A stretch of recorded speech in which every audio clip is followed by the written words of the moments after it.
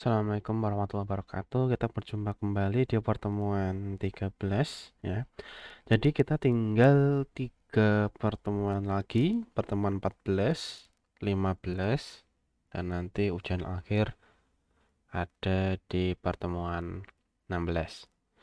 Nah, untuk bagi mereka yang ingin remedi tugas, kemudian kuisnya akan saya siapkan nanti di pertemuan 15. Jadi dari tanggal 15 sampai koreksian tanggal 16 ya. Jadi kalian ngerjakan UASnya tanggal 16, kemudian saya koreksi nah sampai koreksiannya itu ya. Koreksiannya biasanya 1 minggu setelahnya atau 2 minggu setelahnya ya. Setelah berarti kurang lebih 2 minggu ya. Saya beri waktu 2 minggu kurang lebih ya untuk mengerjakan remedi semua tugas kuis yang sudah kalian lewatkan. Hanya berlaku tugas dan kuis. Poin aktivitas yang terlewatkan tidak ada remedial. Ya, jadi kalian dapatnya ya segitu. Dah, ya. Kemudian untuk materi hari ini kita akan membahas mengenai service, ya. Jadi service itu apa sih dan kenapa kok ada di pemrograman mobile? Ya, jadi sebenarnya bukan mobile ya, service itu adalah proses, tapi dia tidak terpisah. Ya, jadi service ini layanan ya, dia berjalan layaknya proses ya, seperti bagian dari aplikasi, tapi bukan thread-nya. Ya, bukan thread dari sebuah aplikasi. Karena satu aplikasi biasanya bisa punya lebih dari 2 thread ya, thread bisa 2 thread, tapi sedangkan service itu hanya satu ya, hanya satu proses saja. Nah, apa sih yang membedakan antara service dengan activity yang kita buat di praktikum-praktikum sebelumnya?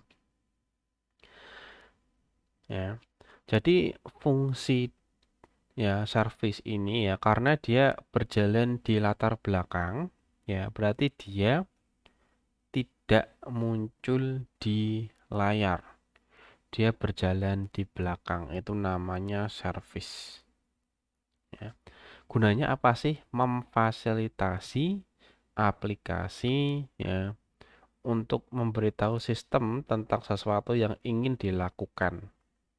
Contohnya ya, kamu bikin aplikasi yang akses internet. Berarti aplikasi itu butuh internet. Nah, agar bisa mendapatkan akses internet, maka diperlukan sebuah yang namanya service. Service ini nanti yang menghubungkan antara aplikasimu dengan internet. Ya, karena yang namanya internet, dia punya akses sendiri. Dia punya tempat sendiri. Nah, untuk bisa mengakses itu, kita perlu yang namanya service. Ya. Yang pertama adalah memberitahu sistem, yang kedua adalah meminta sistem menjadwalkan pekerjaan untuk service. Ya, fitur dari service. Jadi service ini bisa berjalan berkala-kala. Jadi tidak harus ketika startup saja. Ya, jadi di suatu misalnya jam 5 ya, di setting servicenya jalan itu bisa. Jadi dijadwalkan. Kemudian dijalankan sampai service atau pengguna secara eksplisit menghentikannya. Service ini dia ya bisa berjalan atau berhenti sendiri ya karena otomatis atau pengguna bisa menghentikan secara eksplisit.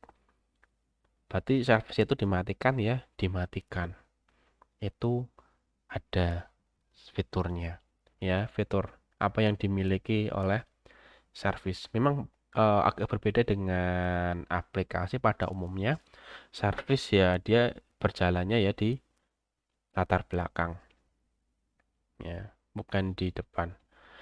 Kemudian menjadi fasilitas bagi aplikasi untuk memaparkan sebagian fungsionalitasnya ke aplikasi lain. Ibaratnya gini, kamu pengen copy teks ke aplikasi 1 ke aplikasi 2. Hal ini tidak bisa dilakukan kalau tidak ada service.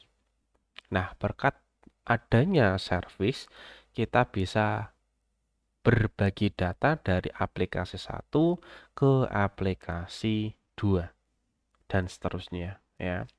Yang memungkinkan koneksi lama dibuat ke layanan untuk berinteraksi dengan aplikasi tersebut. Jadi di antara dua aplikasi ini dia ada seibaratnya kayak hubungan ya. Nah, hubungan antara dua aplikasi ini dijembatani oleh service. Kalau tidak ada service, kamu nggak bisa yang namanya ngopi A ke B, itu nggak bisa. Ya, kamu cuma bisa ngopi aplikasi A ke A, B ke B. Kalau cross aplikasi harus pakai namanya service. Ya. Dan ternyata ya service pun juga punya siklus kehidupan life cycle ya yang dimulai dari start dan dihentikan dengan stop. Ya. Untuk memulai service kita memakai yang namanya context start service. Ya, context start service. Agak callback-nya atau fungsinya berbeda dengan start activity ya. Dia memakai konteks. Ya, beda dengan activity. Activity bisa dijalankan tanpa konteks. Tapi service harus dijalankan dengan konteks. Service juga dimatikan dengan konteks. Ya, berbeda dengan activity. Meskipun service juga punya yang namanya stop self tanpa harus pakai konteks. Ini untuk menghindari untuk service berjalan melebihi dari yang dia lakukan. Misalnya kalau dia servisnya sudah nganggur ya udah waktunya berhenti ya berhenti. Makanya stop self. Kemudian ketika servis dinyalakan pertama kali, nanti dia akan ada dua mode operasi ya, yang bisa ditambahkan tergantung dari on start command-nya ya, dari cabangnya ini on start command. Mode yang pertama adalah start sticky, yang artinya adalah digunakan untuk service yang secara eksplisit dimulai dan dihentikan sesuai kebutuhan. Yang artinya apa? Start sticky ini berarti si service ini dia dipanggil dan dimatikan sesuai kebutuhan. Kalau nggak butuh, dimatikan. Kalau dibutuhkan, dinyalakan secara manual. Itu start sticky. Kemudian ada start not sticky yang artinya adalah ya service yang seharusnya tetap berjalan saat memproses perintah yang dikirim kepadanya. Yang artinya apa? Meskipun dia tidak dibutuhkan, tetapi kalau dia masih berjalan dan memproses perintah, berarti dia tidak bisa dihentikan sesukanya. Dia jalan ya jalan terus. Ya. Biasanya service yang ada atau memakai ini adalah servisnya sistem yang tidak boleh dimatikan sembarangan. Ya, contohnya untuk monitor baterai, monitor sinyal ya, itu biasanya tidak boleh dimatikan serta-merta. Kemudian ada tambahan yang dari siklus kehidupan adalah bind service. Ya, berbeda dengan konteks yang pertama tadi, yang start service. Untuk konteks bind service berarti dia memberikan koneksi yang persisten atau konsisten ya saja terus-menerus dari aplikasi A ke B. Biasanya yang bind service ini dipanggil servisnya kalau dia butuh koneksi. Berarti dia ada ketergantungan dengan aplikasi. Ya, berbeda dengan yang sebelumnya ini ya. Ini semua belum tentu aplikasi butuh. Ya. Sedangkan tapi kalau konteks bind service sudah pasti ada aplikasi yang butuh service itu. Ya. Dan dari siklus kehidupan yang sama dengan activity adalah on destroy. Kalau on destroy sendiri memang tidak butuh konteks ya, karena memang tugasnya on destroy adalah membersihkan sisa proses yang ada di memori. Jadi kalau on destroy ini ya memang tidak butuh yang namanya konteks karena hanya untuk membersihkan dari memori ya. Ini ilustrasinya ya sama on create, on start. Servisnya jalan. Dia kalau tidak punya callback stop maka langsung dihancurkan. Ini untuk tipe yang unbounded. Unbounded ini yang dia tidak ada hubungan dengan aplikasi. Tapi kalau dia yang dijalankan dengan bind service ya, dia pakainya on bind. On bind, kemudian interaksi dengan aplikasinya entah atau service lainnya ya, aplikasi A, aplikasi B, diinteraksi. Kalau sudah selesai dilepas dulu.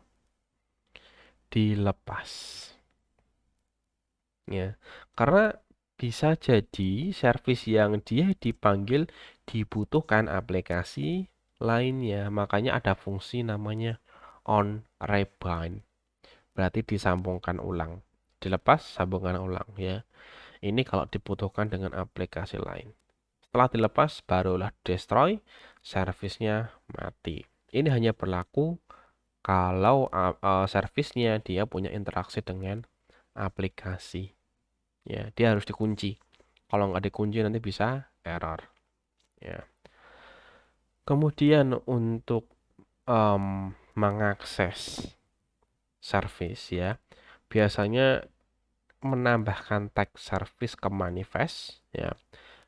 Dan apabila ingin mengakses service yang lebih tinggi menggunakan yang namanya use permission. Biasanya use permission ini dipakai untuk macam-macam kebutuhan, ya biasanya untuk penyimpanan, satu, kedua internet atau lain-lain, ya use permission. Jadi tergantung dari service yang ingin dipakai. Kemudian dari proses life cycle ya, sistem Android akan mencoba menjaga proses hosting selama service telah dimulai atau klien terikat padanya. Service tidak akan mati sampai dia tidak dibutuhkan atau dilepas oleh aplikasi. Makanya kalau kita membuat aplikasi ya, jangan sampai yang namanya mengakses service terlalu banyak karena bisa membebankan sistem ya. Saat kehabisan memori ya dan perlu mematikan proses yang ada, prioritas hosting service yang menjadi prioritas. Dicek. Kira-kira service untuk ngecek baterai dengan internet, dengan baca SMS, mana yang lebih tinggi prioritasnya ya. Biasanya kalau yang butuh internet itu yang tinggi. Yang tinggi. Yang bawahnya, ya misal baca SMS ya dimatikan. Ya. Jadi hampir sama dengan activity ya. Prioritas paling rendah yang menjadi target untuk dimatikan sistemnya. Ya. Kemudian ada contoh service lokal. Salah satu penggunaan service yang paling umum adalah komponen sekunder yang berjalan berdampingan dengan suatu aplikasi. Semua komponen APK berjalan dalam proses yang sama kecuali dinyatakan secara eksplisit. Ya. Biasanya aplikasi-aplikasi itu dia punya hubungan dengan service beberapa. Ya. Contohnya seperti Facebook yang mengakses service internet, kemudian Google Play Store. Ya. Contoh paling gampang sebenarnya Google Play Store.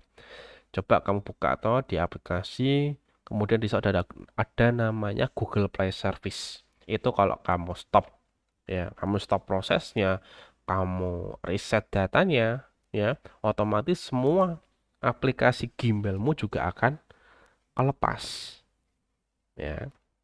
Itu contoh dari service, ya. Kemudian ada bound service, ya, yang tadi bound. Bound ini adalah contoh service yang berkomunikasi dengan antarmuka klien server, yang dimana, ya, sebuah aplikasi biasanya activity mengikat service, kemudian service ini dia punya tugas mengirim permintaan, menerima tanggapan, dan melakukan komunikasi antar proses. Ini yang saya jelaskan tadi, ya, yang dimana service ini menjadi jembatan antara dua aplikasi. Dia bertugas mengirim, menerima, dan jembatan komunikasi antar proses atau IPC, Interprocess Communication. Biasanya hanya hidup saat ia melayani komponen aplikasi lain dan tidak berjalan di latar belakang tanpa batas.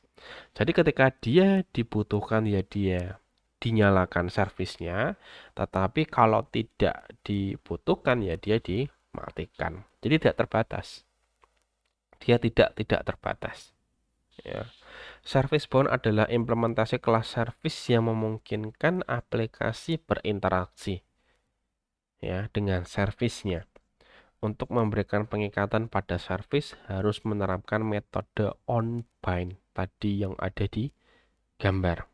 Karena kalau tidak di on-bind, ya, aplikasi tersebut tidak bisa berkomunikasi, ya, dengan aplikasi yang lainnya.